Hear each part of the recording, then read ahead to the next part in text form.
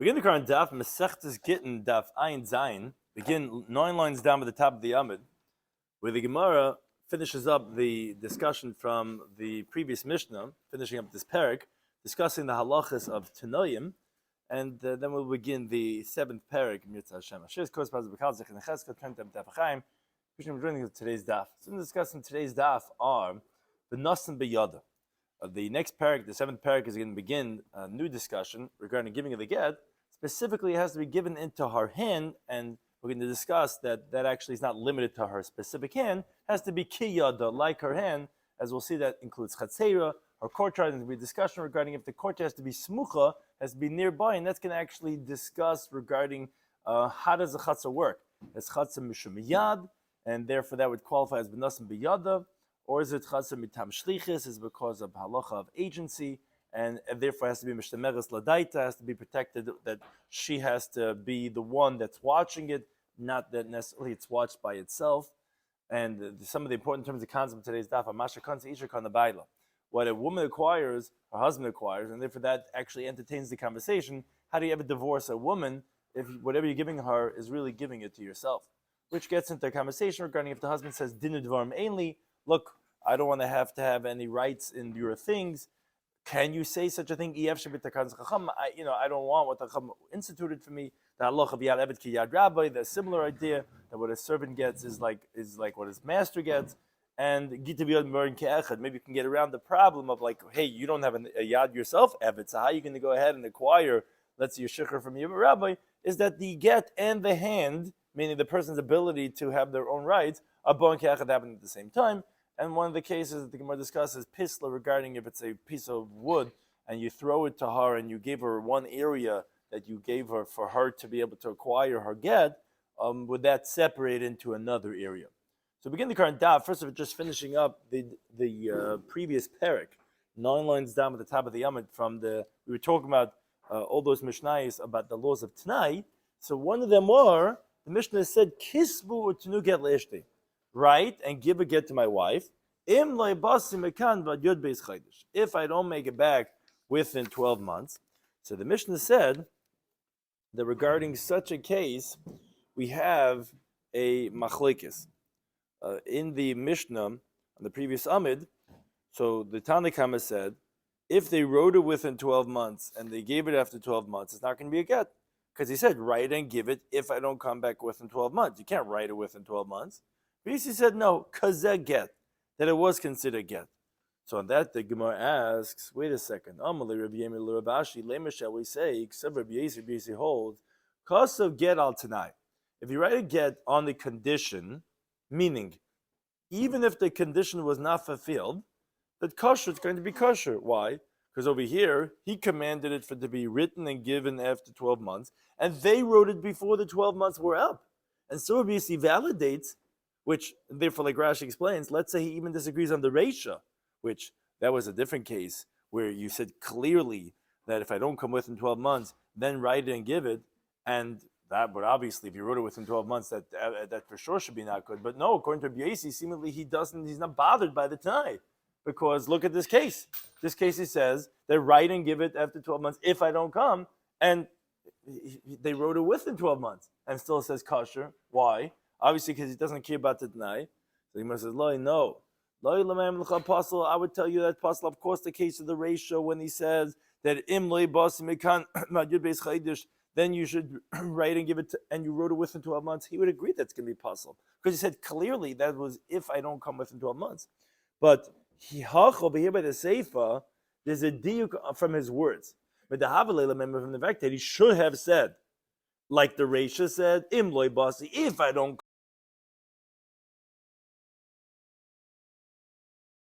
He said like this, he said, Kisvu utunu Imloi Basi. Write and give it if I don't come. So you know how this is what he was saying was. Kisvu kama, me'achshav now. V'tenu and give it Imloi Basi if I don't come back within 12 months. That's what he was saying. But in the Reisha, of course, he would agree that would be invalid because you didn't fulfill the condition of only writing and giving it after 12 months. But Rabbanan, that they disagree on Rabbi Yesi, they hold, no, Loishna Hachi, it doesn't make a difference if you said, Kisvu imle basi, right? If I don't come, like the case of the Seifa. Lishna hachi, there's no difference in the case of the Reisha. Imle basi, then write it. He only commanded to have it written only after 12 months, and therefore, again, that's the specific machlokes regarding the way he ordered his sentence. That would be the machlokes in Rabbi Yossi and Tanakam. Now, just finishing up this parak, so turn around, learn the brisa. If let's say someone says, because it's similar to the cases of our Mishnah, this is your get if I don't come la'achar shabua, after the Shemitah cycle. So we wait for him shana, an 8th year, because the whole 8th year, explains Rashi, is achar shavua. He says, if I don't come after the Shemitah, well, when after the Shemitah year? So we give you a year, because a Shemitah cycle is a period of the quantum is years. So la'achar shavua gives you the 8th year. Let's say he says that la'achar shana, if I don't come after the year, so that we give you a chodesh, a month. Let's say he says, if I don't come la'achar chodesh after a month, well, that's Shabbos. We quantify months by weeks. It's 4 weeks. La'achar Shabbos, if the guy says, if I don't come back after Shabbos, then it'll be again. Well, how long is after Shabbos? So Yosef Reb Zera Kamed Rabasi, Bramla Sam Zera Rabasi Kamed Reb Yechon. And we come and he said, what's considered still Nuch Shabbos, the Oiris from Shabbos, what's after that? Is Chad b'Shabbat b'Trei b'Tlasa. Sunday, Monday, and Tuesday, still eat chulin, is Basa Shabbata, is post the Shabbos that passed. But Abba, B'Chamsha, Mali Shabbos, but Wednesday, Thursday, and Friday, we start saying L'chud, Neranino already in the Shishlim of Wednesday, is Kamei Shabbata, is called on the coming Shabbos. So when we say, the guy says, if I don't come after Shabbos, the day of Shabbos, we give him to Sunday, Monday, Tuesday. If he's not here, ready, Nuch Dienstig, then we're going to go and write the get.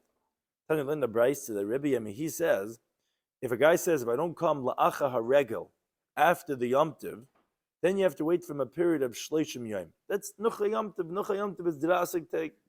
It's 30 days. Nafik Reb went out, and Darsha, he expounded this halacha of Rebbe, Mishmei de Rebbe, the Kilsua. And they praised what he said. They says, oh, that's good gesagt, meaning, most definitely, this is a das yachid of Rebbe.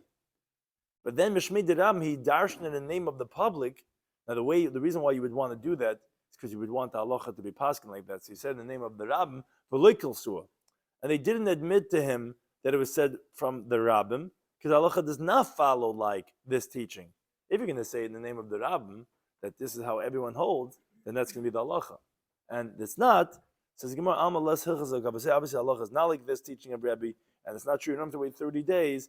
The guy says, write it. If I don't come Nocha Yom Tov, we don't give him 30 days. Doesn't say exactly how long, but it's not going to be 30 days to give after Yom Tov. We shall return to the 7th parak in Mesechus Gitin Daf Mishachazu, which again primarily spoke about the laws of tanoim, of stipulations when you're giving a get. And then we begin the 8th parak Hazarik, which discusses the halacha of the same pasuk of the nasan b'yada, of giving the get, but specifically that you have to give it to the woman regarding the woman's kabbalah of the get.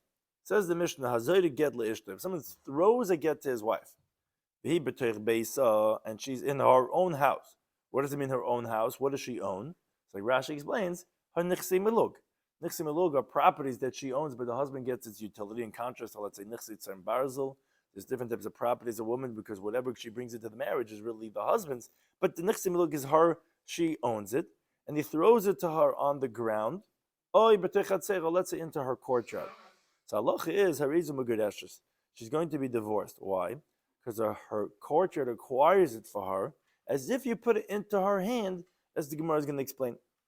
However, says the Mishnah, if let's say she was in his house, or in his court, and he threw it to her, even if he's with her in the same bed, meaning or he or the get, whatever it is, but then she's not going to be divorced, because it's nothing of hers to acquire for her. Let's say, however, even if she's in his house, but he throws it into her lap, or into her basket, where there was this basket that the women used to put inside of it needles and forks and all these different types of tchotchkes that they would have. So, and he throws it into that, then she's going to be divorced, as he wants to explain the reason for this. on the next Daf, on Daf Ayin Ches, why would she be divorced if she's in this house when it goes into let's say her lap or her basket? But first the Gemara says, where do we know this halacha from, that you could throw a get to a woman and into her property and she'll be divorced? L'chayra, the pasuk says, v'nasan b'yada, that you have to put it into her hand. What's this business putting it into her property? So it says the Gemara, the Tanaban, we learn in the Brisa. Pasuk says in the Varim that when a man is going to find something that he doesn't like about her, he's going to write for her, save her creases, and this is v'nasan b'yada, and he's going to put it into her hand, and he's going to send her away from his house. Zaktig Brisa in Leil Yada, I would only know her hand, Gaga, her roof, Chatzera, her courtyard, Bekafifa, her enclosed areas that she has on her properties. Minayin, where do you know that all these are valid ways of divorcing her? And Malayim, it says V'nasan, which tells us Mikol Makim. What is it? What do you see that? So Rashi explains that since it doesn't say in the pasuk Ubiyada Yitnena, the simple understanding Rashi makes it sound like is, you should say, and in her hand you should give it. Doesn't say that. That would sound like you have to put it into her hand, obviously. But it doesn't say that. It says v'nasan b'yada, which teaches us that v'nasan, comma. Before you said the word b'yada, it just said v'nasan, whatever type of giving it would be. Now, this that it says I in her hand, that just has to be similar to her hand. As the Gemara is going to explain later on, just like a person's hand is mishtameres l'daita, is protected with her intelligence. That's how a person protects their own hand. It's protected, and therefore that's why you would put something in someone's hand. You know you gave it to them. So too, whatever part of their property would have the same quality of yada. But it doesn't literally have to be yada because it doesn't say it's be yada as nesnana. It says v'nasan b'yada. It says the Gemara a similar idea gabi ganav. By Ganav, there's halacha that if you find the thief with the stolen object, so then he has to pay what's called kefil. He has to pay double the amount of what he stole. So the pasuk says that im himatze timatze, if you're going to find bi yadai, in his hand, the stolen object, from an ox to a donkey, to a sheep, he's got to pay double the amount. Says the Brisa, same idea. Ein li el yadai. I would only know if you find it in his hand. But you have the guys with the black jackets with the white lettering on it. They come in there and they surround the house and they come in and they find the stolen objects in the house. How would you know that this would be the same halacha of kefil? They didn't see it in his hand. It says in the pasuk, "Himatze timatze mikal makom."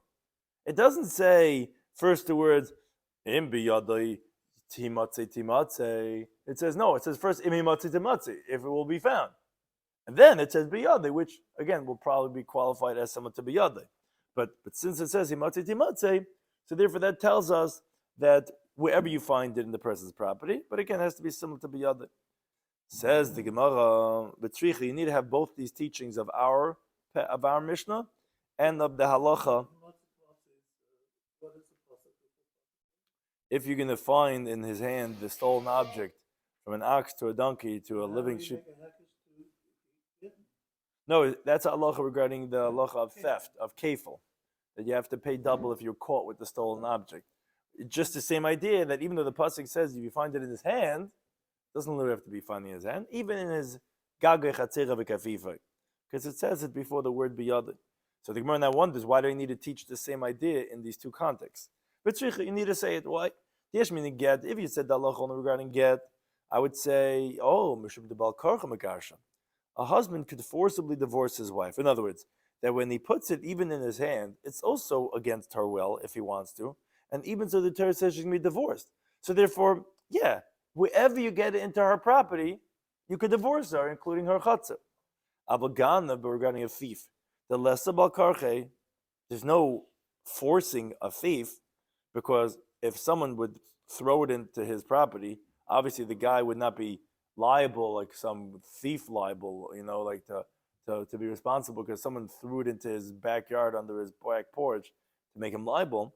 So Ema, I would say that actually even with his intention, with his understanding, loy, we did not institute that his chatzar could acquire for him if he didn't draw it, if he didn't pull it, if he didn't do meshicha. For example, let's say it went in on its own into his court and he locked the door. So he stole it. But I would say that when you catch him over there, that no, he would not be chayiv because it's not, he didn't do it himself with his own hand. Meaning, when do I say that your hand will include your chatzar? That would be by the case of our Mishnah. Why? Because the guy is putting into his wife's hand. So that I could force it. So I wouldn't say it's a din in your hand. I would say, yeah, anything of your property, because I could forcibly do it anyway. But by theft, no, you can't do it forcibly. So maybe I would say a guy has to do it with his own hands. If a guy, let's say, locked the door, so his chatzar stole it for him, so then I would say maybe not. He wouldn't be chayiv kefil. And b'yesh min ganav, had we say the halacha regarding that, when do we close your chatzar is by ganav? Oh, okay, mishum dikantzir achmana. And these are specific ideas. The Gemara is saying for each one I could say a specific svara, because Torah penalized him. So good, you don't have to actually do it with your hands and be caught with it in your hands. Even if you did it by closing the door when the animal walked into your property, we would say, yeah, we penalize you. But we get there's no penalty. Why would we say that if a guy wants to divorce his wife, that it's enough to put in her chatzar? Maybe he has to put it into her hands. So we had to say the drasha by both contexts, by the halachas of ganav of kefil, regarding the halachas of isha regarding her get. But now the Gemara asks the following question: how does this even work? You tell me, if the guy throws it into her chatzera, into her courtyard, so good, that'll qualify for v'nasan. Even it's not just biyad. But the problem is masha kansi shekana bala. What a woman acquires, her husband acquires for its utility to utilize it, and therefore that means to say he has rights in this courtyard, and therefore it never yet was totally removed from the domain of the husband. We know when you're doing a krisis, it has to be a total severance. It has to go from his domain to her domain. But it didn't go to her domain because whatever she owns, he owns. So Rabbi Lazar says, "B'kaisiv law dinu dvarim ein li b'nechseich." It's talking about where he wrote to her the following words: the rights and the litigation of these things I don't have in your assets, which now the Gemara understands that to mean that after they got married, he's already, I want to have nothing to do with you. So he wrote, I have nothing with your things. Now, her nechasim are her own.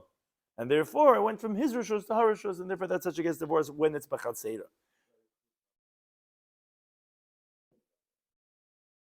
After she got married, why? Why not? I mean, well, anyways, this wouldn't be that case anyway. I mean, this would be before you're saying Stam, not negate for this. Why? I mean, we want to know, how could she have any chatzar to acquire for her? Saying if she had a chatzar, let's say from when they got married, so he says, I don't. They're saying it. He's saying it after, but she could have had this chatzar when they got married, but it was his because he has the tashmish, the peiros of the nichsim milug. So he's saying, but so how's he divorcing her b'chatzera? It's also his chatzar. Oh, you mean you want to say that there would be an answer even if it was that if it would be for things that she got afterwards that he. Oh yeah. Well, he has the rights anyway for those things also. Whatever she gets, even by hezek, or like even by nizakin, he gets. They buy a karka and he gets the peri, right? The classic case when she gets injured. So we don't just give her money; we buy a piece of property. He gets to pay this, and she gets to hold on to that because it's her own hezek. But he always gets the peri of that. So the Gemara is saying, so wait a second. So what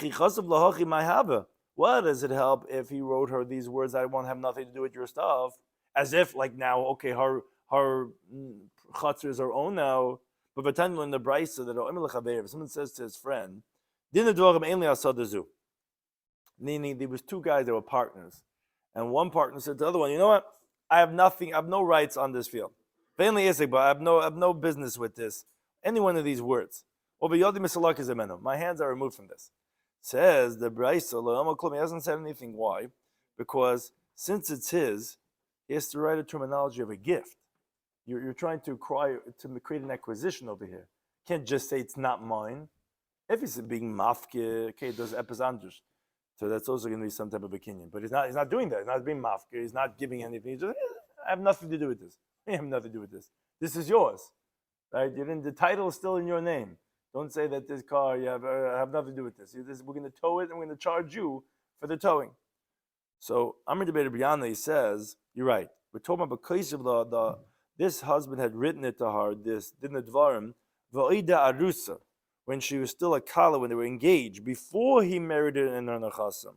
So then he doesn't have to write a terminology of a gift, because he could stipulate at that point, Ukadirav Kahana. Why? Because the Amr Rav Kahana says, if someone's getting inheritance from somewhere else, meaning it's not a Yerusha from his father, which is the biblical halacha. Someone else is going to be Meirisha to him. A person could stipulate on that before he was Zeichen it, that he shouldn't Yashn it. So then you could say, I don't want. You don't have to do any type of a kinyan. So it's based on Rav Kahana, who's based on Rava. Because Amar Rava says the following halacha. Whoever says, is a Gitin Tamid Beis, Efshi, b'takanas chachamim. I don't want what the Rabbanon are instituting for my benefit. For example, this, which, as Rashi says, Rabbi was teaching on something else. But he says, like this, so then Sheimalai. So then we listen to him. Because since the takana was for his personal benefit, he could say, well, they're doing it for my benefit. I don't want that benefit. Which is that same principle that Rav Kahana says, that if a person's getting a nachla from somewhere else, he can say, I don't want this. It's not mine yet. And that's the same thing we're saying for this teaching of the chasna and the kala, where he's saying that I don't want these nichsim eluk that you have. Okay, then you're not going to get it. And if that's the case, she has a chatzar to go ahead and divorce her with. Now, once we introduced this teaching of Rava, that he says this idea, you could say and his words were kagoinzu, fragt die Gemara, my kagoinzu. What was Rava going on? What was his case that he says like this? So it's the classic case, Rav Huna Merav, that's brought many times in Shas. Rav Huna Merav says, a woman could tell her husband, you know what? Do me a favor. I don't need your weekly allowance that you give me. I don't need your food. But when I make the profits of my job, I'm not going to you. Because when the Rabban Masakin that the husband has to feed the wife was for the benefit of the woman. Because sometimes a woman's not going to earn enough, and then she's not going to provide for herself. So they said, the husband has to feed her. Now, after they instituted the husband has to feed the wife, then because of Ava, of hatred, they said, okay, look, Shefala, but what you make your earnings from your job, your Maisidime has to go to him, because he's feeding you. She could say, hey, I'm making $250K a year, he's making $37K, and I don't need his measly, dinners that he makes, So she could say, it was all for my purposes, and therefore you could say, that's the same idea that, again, we're comparing over here, that a person can say, I don't want what was done for my benefit, and therefore that's one interpretation, what we're saying in this halacha of our Mishnah, which was all based on Rabbi Lazar's answer. Rabbi Lazar was answering that how could she have chatzera in the first place? I call masher kanza itcher kanza ba'ala. No. He says din dvarim eli. Then the Gemara go on the whole discussion. Din dvarim eli. How does that work? That's not a kinyan. So no. He said it before it happened. Before it happened, when they were engaged, that's going to work. Now the Gemara goes for a second approach. Rava Amma, he says no. Nothing to do with what Rabbi Lazar answered, that the way you could have chatzera, her courtyard to be divorced, is when the husband, when they were still engaged, wrote din dvarim eli. Then the question is, if he never did such a thing, so mashakanti ishakana baila. So wait a second, how are you throwing it to her courtyard? Her courtyard is his courtyard. So there shouldn't be a divorce here. Says Rava, he says, Atu yada. What do you mean? You think her hand, mila kanya lelabal, is not acquired to the husband? Which more later on is going to ask, what is that? What does it mean her hand is acquired to her husband? But he's saying that, yeah, her hands are indebted to the husband. Now, if that's the case, how do you divorce a woman by putting her hand? That's also her husband's. Ella, rather, the famous Talmudic terminology, her get on her hand come as one, meaning, through the get, her hand is given to her with the giving, and therefore at the same time that she gets the get, she gets her hand and she gets the get. It's happening at the same time. So that's how a woman gets divorced. Okay, the same thing. You're right, she doesn't have a courtyard. It's always the husband's. But the moment the get comes in there, is the moment suddenly she's not the husband's anymore. And therefore she gets her chatzah. And therefore the chatzah could receive the get from the husband. Therefore, that says Rava is how it works. Now, however, Amalei Rabin Ravashi, Rabin says Ravashi Rava that we had asked previously. He, meaning Rava himself, he used a question to prove his point. He says, "What do you think her hand is not acquired to the husband? How does a regular woman ever get divorced? Must be born ke'echad." And therefore, chatzar is the same thing. I can tell you. That's what Rava was using, a question to prove his point. Says Rabin Rabashi, says, "What? Yad the isha kokashule? Really? He had a difficulty in how does a woman get divorced with her hand because her hand belongs to her husband? And how does she get divorced with her hand? What do you mean a woman's hand is not owned by her husband? Her hand, her maisiyadayim, what her hand does and creates is owned by the husband. But the other guf mikanile? What do you mean? Think the husband actually owns the wife's hand? Doesn't own the hand, can't do whatever he wants with the wife's hand. So since he doesn't own her body, so yeah, when he gives her the get into her hand, so therefore the get is removed from his rishos, but not because gitiv yad boin ke'echad.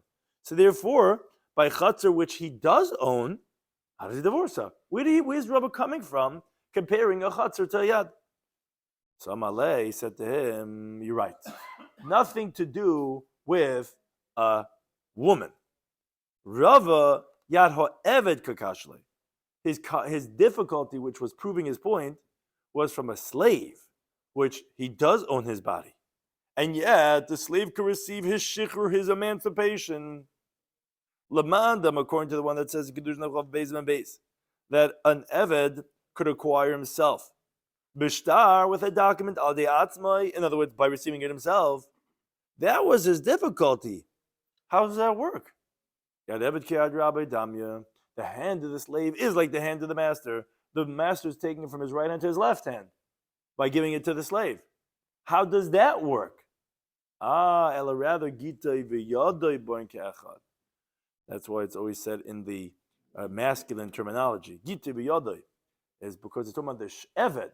His emancipation and his hand are coming at the same time. So okay, says Rabbi Kitab, the same that's the same thing by the woman in our Mishnah. Hazayrik, get the ishtoi bechatzera. How does it work? What do you mean she doesn't have a chatzir? It's a husband has rights in it. No, the moment the get lands over there, it activates that it's her chatzir, and at the same time now the chatzir could receive it from the husband. Remember brings the story. There was a dying person. The chasab gitu the beisu. He wrote a get to his wife. Bahadi panya demali shabsa, and it was when it was right before Shabbos. Now, he didn't get a chance to give her the get. Meaning, this dying person, Nebuch, he's in the hospital, in the ward, and he's like, write a get for my wife. And they didn't get a chance. It's right before Shabbos. They couldn't get a hold of the sefer. Now, Lamacha, the next day on Shabbos, talk of Le'alma. So, he was, his world was grabbing a hold of him as literal, but it means to say, he was afraid that maybe he's going to die. And his brother is some difficult guy. His wife's they don't have children. She's going to have to go through Yibum. And that makes it very difficult on the person in the throes of death. And you're not allowed to carry a get on Shabbos to have it given to her. So although they wrote it, but they weren't able to give the get. So they came in front of Rava. And Amalu said to them, okay, Zilu Amrule, go and tell him, Liknei Nahala Lahu Duchta the Yosef Begita. Certain leniency. Although you're not do kinyanim on Shabbos, but for Shchimera, they said, go ahead and have him acquire to her the place of where the get is laying with a chazaka. She can make a chazaka because the karka is acquired with chazaka. V'tezel ihi v'techid, meaning, and she should go ahead and lock the door of the room, which is a way of acquiring as a way of chazaka. V'tiftach v'tachzik bey, and she should open it and take possession of that area, and that's how she's going to acquire the get.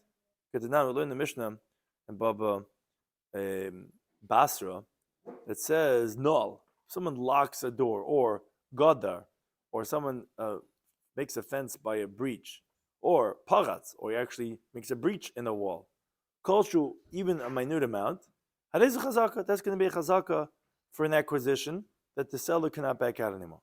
Now, here, in this case, he's giving her a courtyard with the get inside of it. It was on a piece of property. And Rabbi was saying, go ahead and have her be kaina this area where the get is with a chazaka. And the Mishnah teaches in Kedushin, Nachasim she'ein lemachrayis, which is it's a term for metaltlin. There's no insurance because it could be stolen, it could be taken. The Mona Lisa could be end up who knows where. There's no way of guaranteeing such a thing. Could be nicknamed Nachasim she'esh lemachrayis. Could be acquired with the kinyan of agav, which if you're doing a kinyan on real estate, which has a chayes, because it's no one's stealing New Jersey and taking it into the African jungle, because it's always going to be there. So if you acquire b'kesev or shtar b'chazaka, the karka, you could acquire with that the metallim that's on that. So essentially, what Rabbi said, great idea. How is she going to get the get? Let her acquire the property by doing chazaka, by closing the door on Shabbos, so they could tell the husband, don't worry, your wife is divorced. How? Because she closed the door, she locked the door of that property where the get is, and therefore she acquired the room, which is karka, with chazaka, and then through kinyan v'agav, she's going to acquire the get that's metal on top of it. However, Amalei Rav Hillel Rava says, how does this work? Masher kansi isha kana baila. What do you mean? What is she doing? She's acquiring the room? So if she acquires it, the husband's acquiring it. So again, you're back to the question, she doesn't have a chatzah. So what is she acquiring? Says the Gemara, Ichsef, he was embarrassed, Rava. Now the Saif at the end, Igli Milsa, it was revealed to Arusa Habya, that she was actually a kala. She was engaged. Now a kala still needs, at least in Talmudic times when they did actual kedushin, needs gerish, needs divorce, but she wasn't married. So Amar Rabbi says, whoa, okay, wait a second. If they said by a married woman that the husband has the rights of the woman's estate, and therefore, what's this chatzah that she's getting that she's going to be able to be divorced? She doesn't acquire anything. Did they say this teaching by a woman who's engaged? No. Now Rashi points out that this teaching of Rava was said before the previous teaching of Rava that we just mentioned on the question of how is a woman going to be divorced when you put a get into her chatzah, where Rava had answered, don't worry. You don't need Rebbe laws of din dvarim einli b'nechsayich, that's how she could get a chatzah. It's very simple because Gitin Daf. No, it's only after that Rava answers what we're about to say right now, that this doesn't make a difference if she's engaged or married. That's when actually the Rava from previous, as the Gemara is going to explain. Hadam Rava subsequently retracted, says, no, I don't have to say that the reason why what I told this woman that she could get divorced on Shabbos, or that the Shchimra is not worried that his wife, he's going to die, he's going to expire before Shabbos is over, before they get a chance to give the get to the woman because he can't carry on Shabbos. No, don't worry. It was talking about an arusa, which she could acquire with a kinyan. So it says Gemara, the Hadam Rabbi says, no, leish arusa, leish nusa. It doesn't make a difference if she's engaged or married. Because as the previous story had said, yeah, because when the get, which is in there, which she's acquiring, is going to happen at the same time. We already said this in the previous Gemara. Why was Rava originally embarrassed? When Rav Elish asked on him and said, Rava, what are you telling me that she should acquire the chatzar, the area, the room where the get is, where the husband had written in the hospital ward or whatever? She should close the door. How's that going to work? What do you mean? The husband's going to acquire it. What do you mean? Rava said that says Gemara, Ki Amra Rava, when did Rava say this teaching that we mentioned before? A high Maisa Amra was on this story, meaning after that he realized, he thought through the sugya, and he said, wait a second, I wasn't stumped over here, I didn't do anything wrong. I don't have to come onto the fact that it's not Rusa. It would even be Bayin Asua, because Gita B'yada Bayin Ka'echad, and therefore, yes, she could acquire a chatzah, not really, but with the moment the get that's in there, and she acquires it, it's going to happen at the same time, and therefore she's going to get her own chatzah at the same time that she gets her get. The Mishnah said that if the husband throws, hazoirik, he throws a get to his wife, and the words were vihi b'toich beisa, and she's in her house, then she's going to be divorced. Now, Amma Ula, we have a machlekes exactly how to qualify this halacha of vihi b'toich beisa. Ula says, "V'hu she'medis b'tzad beisa b'tzad chatzecha." This is talking about where she's standing, meaning vihi is really going not on her, it's going on the get. Someone throws a get to his wife, and it is, I probably translate as she, it is in her house, or it is in her courtyard. Okay, she can be divorced. That's where the get is. Now the question is, where's the woman? So Ula says, yeah, she has to be standing over there on the side of her house, in her house, whatever, or the side of her courtyard. She's got to be there. Rabbi Shloimy says, no, she could be in Tveria, her courtyard could be in Tzipari, or he be Tzipari, she could be in Tzipari, and her courtyard could be in Tveria, and she could be divorced. Says the Gemara, what do you mean? And so actually the Gemara sounds like it is the way I said. But he then the Gemara is learning he is actually her, not the get. So the Gemara is saying, wait a second, how can you say that she's in Sipari and the get is in Tveria? But it says, if someone throws a get to his wife, he who I guess that would be who? She is in her, it says she's in her house, or she's in her courtyard. So how can you tell me that Rabbi Shloimy that she doesn't have to be there? This is what the Mishnah is saying. And she is like she's in her house. And she's like that she is in her courtyard, as if she's there. So then what exactly does she need? So we just need to have that the chatzah should be protected with her das. In other words, based on what she says and her command, which excludes what the Gemara says in the parak later on, on the next daf, that if, let's say, the husband gives the get into the hand of her servant, and he's awake, it's not going to be a get. Because although her eved is owned by her, and it's like her chatzar, but it's mishtamera shaloi midaita. It's protected not with her own intelligence, because the slave has his own intelligence. I guess AI will definitely come into these questions about exactly what, but it has its own intelligence, not her intelligence. So therefore, that's the case we're going to exclude. But over here, even though she's miles away in Tzipayri, but the kivin the chatzah mishtameres ladaita, since it is protected with her own das, she's the one that makes sure that the fences are done and everything. It doesn't have its own intelligent force. So miskereshes, that's what means to say that she's in the house. Doesn't mean she has to be in the house. It means to say she has to be watching on the computer, on their cameras or whatever. She's the one that is protecting it, and therefore she's going to be divorced. What?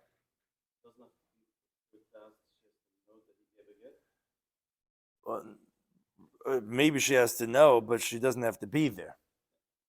So that's what I'm saying. So, right. So that's what we're saying, that the question is, do you have to be there? Now he's saying no, because the Mishnah says that she's in the house. It has to be like she's in the house, which means to say just that it's protected with her das, meaning the different das, meaning that she's the one that's protecting. She doesn't have to actually be knowing of what her chatzah is doing right now. Then knowing she's divorced might be another halacha, but here it's being protected through her, not through, like Rashi says, let's say her own eved, which has his own das. So the Gemara says, Leima balka mifleki. So what's this machlekes? Why is one saying she has to be there, one saying she doesn't have to be there? Let's say the machlekes is the following point. The Mar Sava that Ula holds that chatzir, your courtyard, mishum yadis rabai, is included because of included, as we said in Amar Aleph, that as your hand. We said benasan beyada. We said benasan comes to include, has to be like a yad, which includes chatzera, gaga, karfifa, but it has to be like your hand. Now, your hand is close to you, it's connected to your torso, so too it has to be your courtyard. No, a courtyard acts as her agent, and just like you send your agent to receive a get, so do you send your courtyard to receive the get? And therefore, just like a shliach could be anywhere, so too, your chatzah could be anywhere. Eved, right, you're saying that we'll see that actually the discussion, right? If chatzar, what's the reasoning of it? Is it al shliach or is it out, right? But definitely if you hold this mishum yad, it has to be like yad, right? So the Gemara says, look, not necessarily. The kulam we could say according to everyone chatzar mishum yad is chaboy. We could say that everyone holds that a chatzar function, as we said in Amad Aleph, v'nasan b'yada has to be included from the next word v'nasan, including chatzera, but it has to be like a yad. So wait a second, it's like a yad. So what's the machlekes? Marsava ula holds ki yada like her hand, my yada b'smucha, just like your hand is nearby. Av chatzera b'smucha, so your court has to be nearby. But v'idach Rabbi Lazar says, Rabbi Shloimy says, my yada b'dvuka. I understand. Really, meaning it has to be just like a hand.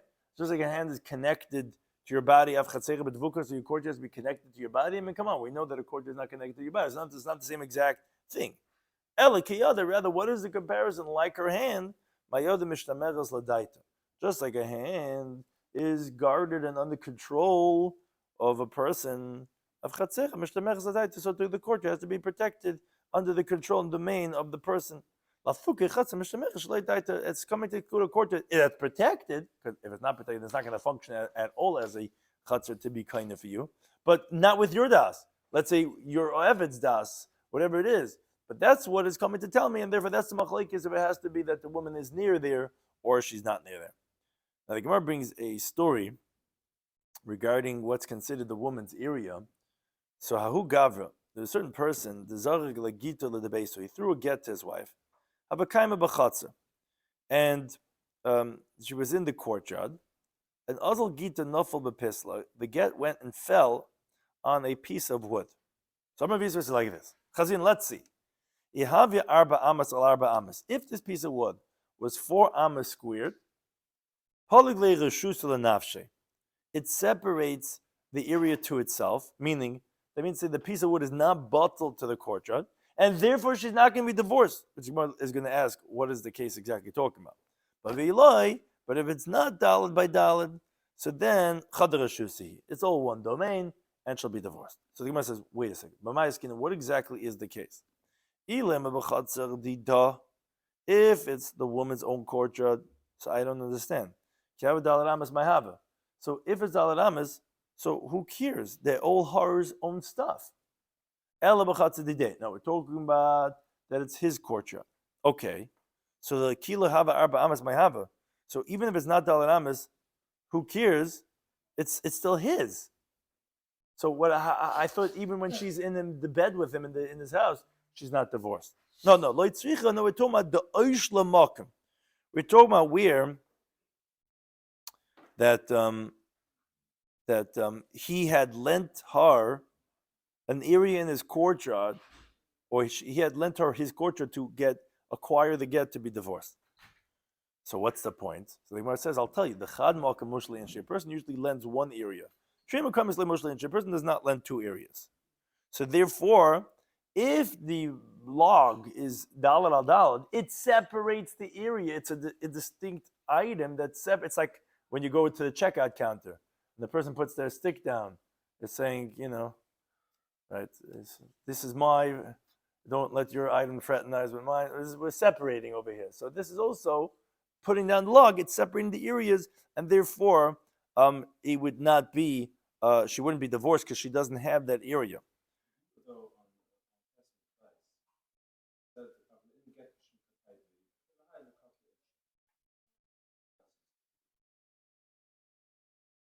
Yeah. You want to know if he's makbid.